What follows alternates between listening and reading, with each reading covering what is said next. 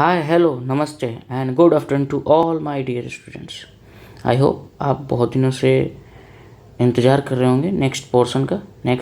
तो आइए live process के चौथे स्तंभ जिसका नाम है एक्सक्रेशन, जो कि एक्सक्रेटरी सिस्टम के अंतर्गत हम लोग पढ़ते हैं। तो आइए, एक्सक्रेशन मीन्स होता है उत्सर्जन तंत्र। ठीक है, इससे पहले हमने तीन वीडियो में मैंने समझाया था तीनों पोर्शन। एक में डाइजेशन जिसका न्यूट्रिशन, दूसरा रेस्पिरेटरी सिस्टम और तीसरा सर्कुलेटरी सिस्टम जिसको ट्रांसपोर्टेशन, चौथा है एक्सक्रेशन जिसको बोलते हैं उत्सर्जन। तो उत्सर्जन के बारे में पढ़ने के लिए हम उत्सर्जन तंत्र के बारे में कुछ जानेंगे। तो आइए हम सभी आगे देखते हैं। सबसे मतलब कि सिस्टम बोलते किसको है? तो सिस्टम उसको बोलते हैं जैसे एक जैसे सिमिलर ऑर्गन्स मिलकर किसी एक फंक्शन को वर्क कराएं, उसको बोलते हैं सिस्टम, जिसको बोलते हैं तंत्र, जो कि स्टडी करते हैं एक्सक्रेटरी सिस्टम,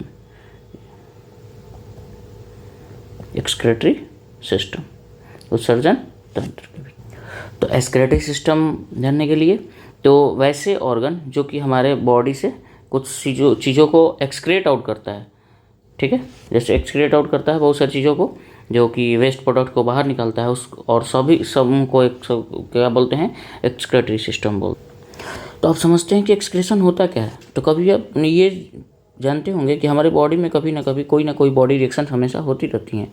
बॉडी के अंदर बहुत सारी रिएक्शंस होती हैं। मान लीजिए सपोज डेट ए और बी दोनों मिलकर रिएक्टेंट का काम किया, रिएक्शन किया, तो प्रोडक्ट निकला सी। उसके साथ साथ कभी भी देखिएगा रिएक्शन के साथ साथ क्या होता है, कुछ वेस्ट प्रोडक्ट निकलता है। ठीक है, क्या निकलता है? Waste product. जैसे आप सभी भी किचन में काम करने जाते हो, चाहे कहीं भी कोई भी वर्क करते हो, तो देखोगे वो उसके साथ कुछ अपशिष्ट पदार्थें निकलती हैं, जो कि कचरे को बोलते हैं और वेस्ट प्रोडक्ट बोलते हैं। इसको क्या बोल सकते हैं? अपशिष्ट पदार्थ, जो कि ये भी शरीर से बाहर आउट होता है। ये ऐसे प्रोडक्ट्स होते हैं जो कि एक्सक्रेट आउट होते हैं, जो कि हमारे बॉडी को ज़रूरत नहीं होती है। तो ये बॉडी हमारी क्या करती है? बाहर कर देती है, निकाल देती है इसको। तो किसी न किसी माध्यम से इसको आउट करेगी। अगर ये बॉडी से बाहर नहीं निकले तो ये धीरे धीरे हमारे लिए टॉक्सिक का काम करेगा। ठीक है, जहर का काम करेगा और फाइनली हमारी बॉडी बीमार हो सकती है। और यही टॉक्सिक पदार्थ, जहरीली पदार्थ हमारे ऑर्गन को क्या करती हैं? डैमेज करती हैं। क्या करती हैं? हमारे ऑर्गन को डैमेज करेंगी। इसलिए हमें क्या करना चाहिए? इस टॉक्सिक पदार्थ को, जो कि वेस्ट प्रोडक्ट है, इसको बाहर कर देना चाहिए। ठीक है, टाइम टू। और ये अपने से होती रहती है। ठीक है, जैसे पसीना निकलना और मलमूत्र का निकलना, ये सब चीज़ें भी क्या है? वेस्ट प्रोडक्ट ही हैं। तो यही जिस बायोलॉजिकल प्रोसेस के थ्रू ये वेस्ट प्रोडक्ट को बाहर निकाले जाते हैं, उसी प्रोसेस को बोलते हैं क्या चीज़? एक्सक्रेशन, उत्सर्जन। ठीक है, आई समझ में आप सभी को बात? तो हम डिफिनीशन देखेंगे एक्सक्रेशन का। ठीक है, एक्सक्रेशन डिफिनीशन क्या होगा? तो लिखिए, removal of waste products from human body is known as excretion। ठीक है, क्या बोल सकते हैं एक्सक्रेशन को, उत्सर्जन को? हमारे बॉडी से अपशिष्ट पदार्थों को, तो बोल सकते हैं, आप हिंदी में लिख सकते हैं, मनुष्य के शरीर से अपशिष्ट पदार्थों का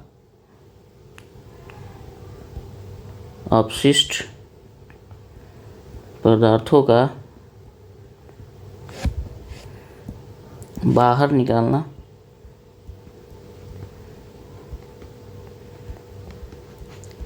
ही उत्सर्जन कहलाता है। क्या कहलाता है? उत्सर्जन कहलाता है। तो आप समझ गए होंगे, removal of waste product from human body is known as excretion. तो अब जानने का हम प्रयत्न करेंगे कि ऐसी कितनी ऑर्गन्स हैं जो कि हमें हमारे अंदर से जो कचरा है, वेस्ट प्रोडक्ट है, वो बाहर निकलता है। तो ऐसी ऑर्गन 4 मेजर ऑर्गन है। कितनी है? 4 excretory organ, 4 excretory, 4 excretory organs. ठीक है, सबसे पहला होता है स्किन। जो कि क्या निकालती हैं, तो ये पसीना निकालती हैं, स्वेट जिसको बोल सकते हैं पसीना। ये पसीना निकालती हैं और पसीना के साथ साथ क्या निकालती हैं, पसीना के साथ साथ ये एक्सेस बॉडी की जो एक्सेस वाटर है उसको बाहर निकालेंगे। ठीक, क्या यही वाटर केवल निकालेंगे, नहीं, एक्सेस आयंस निकालेंगे बॉडी से, हमारे बॉडी के अंदर जितनी एक्सेस आयंस हैं वो निकालेंगी, और इसके साथ साथ एक्सेस हमारे बॉडी के अंदर जितने मिनरल्स आ गए हैं उसको भी क्या करेगी, बाहर निकालेंगे। ठीक है, डू यू अंडरस्टैंड। और कभी ये ध्यान रखिएगा, जिसको कम पसीना आती है, जिसको कम पसीना आती है, याद रखिएगा वो बीपी का रोगी बहुत जल्द होने वाला है। सो अब सोच रहे होगे कि ऐसा कैसे, अब पसीना निकाल पानी से नहा ले, ऐसा कुछ नहीं। ठीक है, तो ये भी जान लीजिए कि ऐसी ग्लैंड जो कि पसीना बनाती हैं, ठीक है, स्वेट बनाती हैं, उसको बोलते हैं स्वेटिंग ग्लैंड। क्या बोलते हैं, स्वेटिंग ग्लैंड। क्या बोलते हैं, स्वेटिंग ग्लैंड। तो आपके मन में ये आ रहा होगा सर ये कहाँ कहाँ होगा, तो ये पूरे बॉडी में होगा।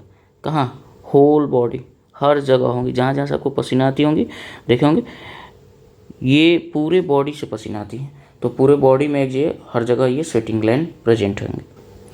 चलिए, तो दूसरा है लीवर। लीवर क्या क्या बोलते हैं, लीवर क्या होता है, ये क्या करता है, फॉर्मेशन ऑफ यूरिया। ठीक है, ये क्या करता है, फॉर्मेशन ऑफ यूरिया, यूरिया का फॉर्मेशन करता है। यकृत है, यकृत, लीवर मीन्स क्या होता है, यकृत, यकृत क्या करता है, यूरिया का निर्माण। लीवर एक साइकिल चलाता है जिसको बोलते हैं यूरिया साइकिल। क्या बोलते हैं, यूरिया साइकिल, जो कि क्या बनाता है, लीवर यूरिया बनाता है। और यही तो आपके मन में ये सवाल आ रहा हो कि सर तो ये भी क्या टॉक्सिक पदार्थ है, जो कि ये तो वेस्ट प्रोडक्ट है। हाँ, ये भी टॉक्सिक पदार्थ है, इसको भी बाहर निकालना अति महत्वपूर्ण है। अगर ये शरीर से बाहर नहीं निकला तो सबसे पहले क्या खराब करेगा, तो लीवर खराब करेगा। अगर ये यूरिया बाहर नहीं निकला तो किसको खराब करेगा, डैमेज करेगा, तो लीवर एक ऑर्गन है जिसको वो डैमेज करेगा। तो तीसरा ऑर्गन है लंग्स। तो आप सोच रहे हो कि सर ये तो आपने रिस्पिरेटरी ऑर्गन में पढ़ाया था, रिस्पिरेटरी सिस्टम, लेकिन हाँ बाबू ये भी है, क्योंकि ये CO2 को बाहर करता है। CO2 को क्या करता है, बाहर करता है, हमारे बॉडी से CO2 को आउट कराता है। तो लास्ट एंड फोर्थ वन, सबसे चौथा कौन सा है एक्सक्रीटरी ऑर्गन, तो वो है किडनी। ठीक है, इसने किडनी को हम गुर्दे भी बोलते हैं, गुर्दे या वृक बोलते हैं, हिंदी में वृक भी बोलते हैं। तो ये क्या करती हैं, ये यूरिन को आउट कराती हैं, हमारे बॉडी से मूत्र को, पेशाब को क्या करती हैं, बाहर कराती हैं। तो ये भी एक एक्सक्रीटरी ऑर्गन है।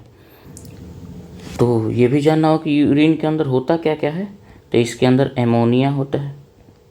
ठीक है, एमोनिया, इसके अंदर यूरिक एसिड होता है, यूरिक एसिड होता है, और इसके अंदर यूरिया होता है। ये तीनों से मिलकर यूरिन बनना होता है।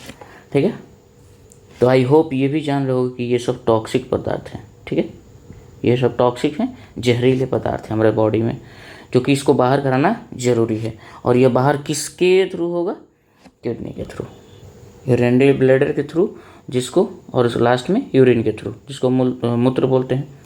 अच्छा, आपको तो ये भी पूछा जा सकता है कि सर ये किडनी होते क्या एक ह्यूमन बींग में, तो 2 नंबर ऑफ होते हैं। कितनी होती हैं, 2 किडनी होती हैं, किसी किसी में 1 भी होता है। ठीक, तब पर भी उसका बॉडी वर्क फंक्शन करता है नॉर्मली। अच्छा, तो सबसे ज़्यादा ये अगर हो सकता है पूछा जाए कि चारों एक्सक्रीटरी ऑर्गन में सबसे मेन एक्सक्रीटरी ऑर्गन कौन सा है। ठीक है, ये आपके मन में भी आ सकता है कि सर ये चारों पढ़ा दिए गए, सो मेन सबसे ज़्यादा कौन है, तो ये सबसे मेन है किडनी, क्योंकि ये मेन एक्सक्रीटरी ऑर्गन है। तो हमारे बॉडी के अंदर बहुत सारी मेटाबॉलिक एक्टिविटी होती हैं। ठीक है, कुछ मेटाबॉलिक एक्टिविटी होती हैं। अब ये कौन कौन सा मेटाबॉलिक एक्टिविटी है, जिसको बोल सकते हैं, जो कि हम लोगों ने पढ़ा सबसे पहले, एक न्यूट्रिशन, दूसरा रिस्पिरेशन एटसेट्रा, बहुत सारे, जो कि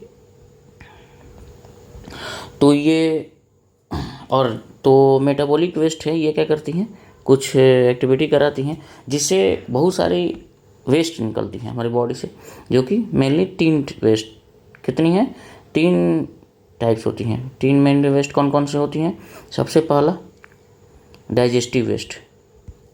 सबसे पहला कौन सा होता है, डाइजेस्टिव वेस्ट। ये क्या करती हैं, डाइजेस्टिव वेस्ट के दूसरी होती हैं कौन सी, रिस्पिरेटरी वेस्ट,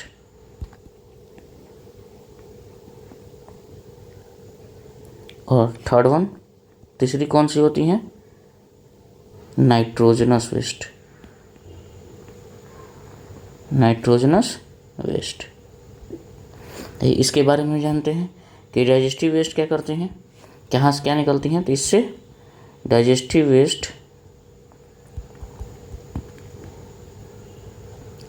इज एलिमिनेटेड, ये निकालती हैं कैसे,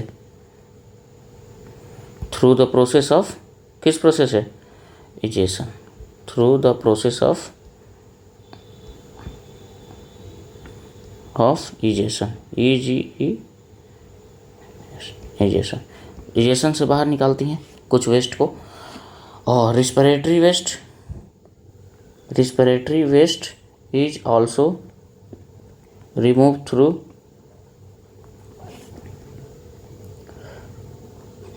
इजेशन, ये भी इजेशन के थ्रू निकालती हैं। और लास्ट हुआ नाइट्रोजनस वेस्ट, और ये क्या होती हैं, there are the wastage that dissolve in the body, there are the wastage, ये डिजॉल्व होती हैं बॉडी में और हमारे ब्लड में डिजॉल्व होती हैं, that dissolve in the blood of the body. तो कौन कौन सी नाइट्रोजनस वेस्ट होती हैं, तो ये क्या क्या एग्जाम्पल, जैसे एग्जाम्पल में आप देख सकते हैं, एग्जाम्पल में कौन कौन सा होगा जो कि ब्लड में मिक्स होता है, यूरिया, यूरिक एसिड मिक्स होता है, और ये वाटर आती है, ठीक है, एटसेट्रा। तो हमने तो अभी 3 बताया था, लेकिन एक और होती हैं, आप जानना चाहो एक्स्ट्रा में तो आप जान सकते हो। चौथा, फोर्थ वन जो होता है क्रिएटिनाइन होता है, क्रिएटिनाइन, जो कि हमारे बॉडी में होता है। जब ये ब्लड चेकअप कराने आप जाओगे तो उसमें बताता है कि क्रिएटिनाइन इतना होना चाहिए था और ये इतना है, तो उसकी भी लिमिटेशंस है।